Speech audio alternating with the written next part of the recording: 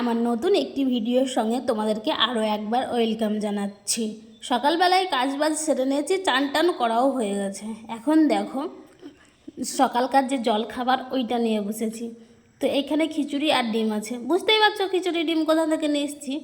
আমার ছেলের স্কুল থেকে নিয়ে এসেছি, পাশেই স্কুল আছে, ওইখান থেকে ডেলি নিয়ে আসি। আর এই দেখো যেই ডিমটা দিয়েছে ওইটা কিন্তু ও ছাড়াতে একদম ব্যস্ত।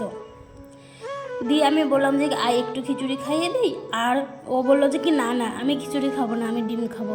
তো একাই ও ডিম খাই, দিয়ে এবার হচ্ছে যে কি ডিম যতটা খাই তার থেকে বেশি নষ্ট করে।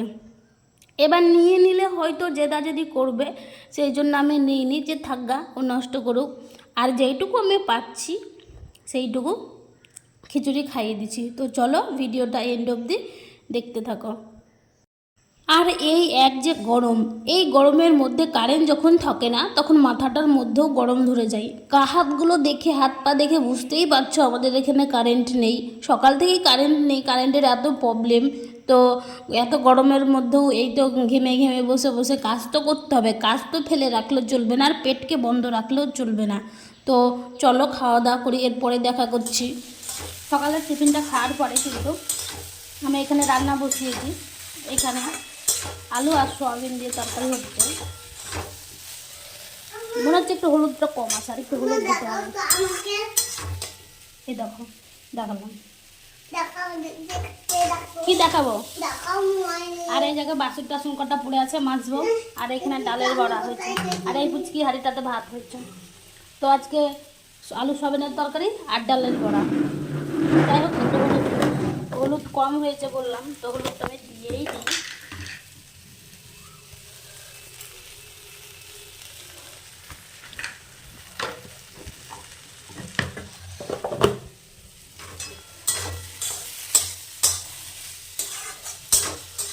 তো রসুন পেঁয়াজ ছাড়াই আমার সোয়াবিনটা খেতে ভালো লাগে, সেই জন্য আমি রসুন পেঁয়াজ ছাড়াই রান্না করছি।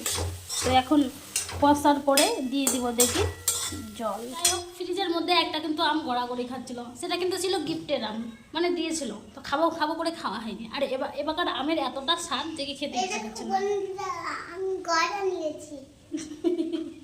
গড়া বলে না বাবা, ডালের গড়া বলতে হয়। ডালের গড়া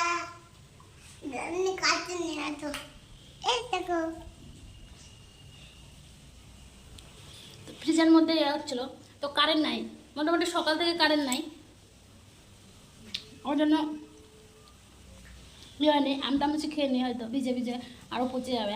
আমরা কালকে কেক খেতে ভালো, আমরা কালকে কেক খেতে ভালো, আমরা কালকে কেক খেতে ভালো মা। বাইরেকার আবহাওয়াটা দেখো, সকালবেলায় এত মেঘ উঠেছে, এত বাতাস দিচ্ছে, মনে হচ্ছে আজকে হবেই না। তো আজকে একদম ভরা গরম, আবার হচ্ছে রোদ। অন্যদিকে বৃষ্টি হচ্ছে, কিন্তু আমাদের দিকে বৃষ্টি বালাই নাই। তো এখানে এক বাটি চা, মুড়ি আর বিস্কুট, তেল ছাড়া মুড়ি দিয়ে এগুলো এখন খাবো। সন্ধ্যার সময় আমার চাটা খেতে বেশি ভালো লাগে, তার জন্য চা খাচ্ছি। সন্ধ্যার সময় টিফিনে কি খাচ্ছ বলো? কি sauce? Tomato sauce, fresh tomato ketchup.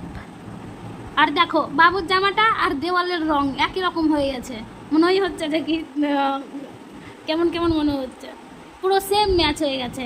আমি এতক্ষণ লক্ষ্য করিনি, ভিডিওটা অন করলাম তখনই লক্ষ্য করলাম। দেখো আমার মুখটা মনে হচ্ছে না আমাকে একটু সাদা সাদা? হ্যাঁ, কারণ যে ব্রুটা কম তো প্রচণ্ড, সেই জন্য একটু কালি দিয়েছি, তো বেশ সুন্দর হয়ে লাগছে কিন্তু। আর আমার এই জায়গাটাতে একটা কিচের লোম ফোড়া হয়, ওই লোম ফোড়াগুলো উঠছে, দিয়ে এবার হচ্ছে যে কি এত ব্যথা করছে কি বলবো। ফারাকটা ইয়েলো কালারের জামা পরে চলে এসছে, সবাই এলো, আমি এলো, ভজাই এলো, কুশালি এলো, সবাই এলো। কিনে আসছিস তাদের জন্য বল, কি খেলি? ফুচকা। তো কই কুশাল দাদার জন্য নিয়ে আসলি না? হ্যাঁ তুমি ফুচকা নিয়ে এনেছো?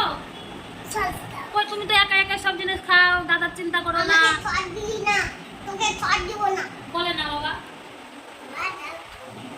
তো চলো এখন পরে দেখা করছি আবার। এখন রাত মোটামুটি 8:30 নাগাদ বাজছে। তো আমি এখন ভাতটা বসাবো। দিনে যেহেতু তরকারি রান্না করেছি ওই তরকারিটাই রয়েছে, তাই ওটা দিয়ে রাত্রেই খেয়ে নেব। আর এখানে আলু সেদ্ধ আর মানে ডাল সেদ্ধ, কোটোর মধ্যে ডাল সেদ্ধ আর একটা ডিম ভাজবো।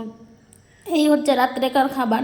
যেহেতু ওকে আমার ছেলের পেটের প্রবলেমের জন্য ওকে রুটিটা খাওয়ানো বন্ধ করে দিয়েছি, দুধটা খাওয়ানো বন্ধ করেছি, সেই জন্যই আমি ভাতটা আমাকে ডেলি করতে হয়। তো এবার দুপুরে ঠান্ডা ভাত খাওয়াতে গেলে সেই গলে না, ওই জন্য রাত্রেবেলা একটুখানি গরম ভাত রান্না করেই আমাকে সেই গ্লাস দিয়ে গেলে গেলে খাওয়াতে হয়, ওই জন্যই। তো আজকে হচ্ছে যে কি 4 থেকে 5 দিন, মাদের বাড়ি থেকে 5 দিন আসার পরেই আমি কিন্তু ভিডিওটা করছি। তো এবার হচ্ছে যে কি মনেরটা এতটা অবস্থা খারাপ আর মনটাকে মানিয়ে নিতে এতটা সময় লেগেছে, কি বলবো, যায় না 2 থেকে 3 মাস 2.5 মাস মতো পরে গেলাম। তো এবার হচ্ছে যে কি ঠিক আছে 3-4 দিন মতো ছিলাম, দিয়ে এবার চলে এসেছি আর মনের ভেতরটা খারাপ করছে। আর একটা কথা, মা যদি বেশি আসে আমাদের বাড়ি তাহলে আমার বেশি মন খারাপ করে। না দেখি না থাকি সেটা ঠিক আছে, এবার দেখলেই হয়তো বেশি মন খারাপ করে। যাই হোক, তো আমি কিন্তু সব কিছুই ঠাকুরের পরে ছেড়ে দিই। আমি পুরোপুরি বিশ্বাস করি যে আমার ঠাকুর আমার কাছেই আছে, আমি পুরোপুরি বিশ্বাস করি। আর অনেক ক্ষেত্রেও আমি দেখেছি যে কি না আছে। তো মনটাকে অনেকটা মানিয়ে নিয়েছি। আমার বলে না, অনেক মেয়েদেরই কষ্ট হয় যে মার বাড়ি থেকে শ্বশুর বাড়ি, কিন্তু আমাদেরকে তো, আমরা তো মেয়ে, সবটাই মেনে নিতে হবে, কিছু করার নাই বলো। তো দেখো রাত্রেবেলায় খাওয়া দাওয়া করে চলে এসেছি। তো বড় যেহেতু বাড়িতে থাকে না, ওই জন্য আরও বেশি মন খারাপ করে। তো চলো এখনকার মতো টাটা, গুড নাইট।